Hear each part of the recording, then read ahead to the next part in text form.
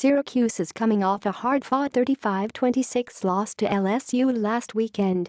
After a disappointing 14-3 offensive performance going into halftime, Sue's offense came together late in the game. Unfortunately for the Orange, the number 25 Tigers were able to hold on for a win in Death Valley. Syracuse's starting defensive end, sophomore Kendall Coleman, was listed as questionable on an injury report released Thursday night. Coleman left the game and did not return against LSU in the second quarter last weekend with an apparent right foot ankle injury. He has 18 total tackles this season, 9 of which were against Central Michigan University 2 weeks ago.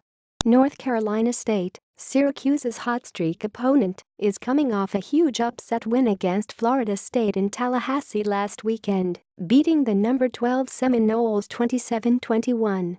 The win against FSU gives the Wolfpack a 3-game win streak going into Saturday's game as they return home. More good news for North Carolina State and senior cornerback Mike Stevens expecting to make his long-awaited season debut this weekend against the Orange. Stevens has had 22 career starts for the Wolfpack but has not played this season due to a knee injury he suffered in training camp.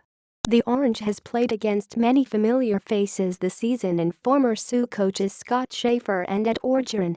Syracuse will face off against another one and former offensive coordinator George McDonald. Sioux looks to get their first win against a former coach this season as McDonald enters his third season at North Carolina State as the wide receivers coach and passing game coordinator. Saturday's game proves to be a big one for both Sioux and North Carolina State as league play starts to pick up. Coming home after last week's huge upset win over FSU, North Carolina State also has a lot on the line if they are to continue their win streak. The ACC currently has 5 teams ranked in the top 25 CFB ranking. The Wolfpack will face number 17 Louisville, another top ACC team, at home next weekend.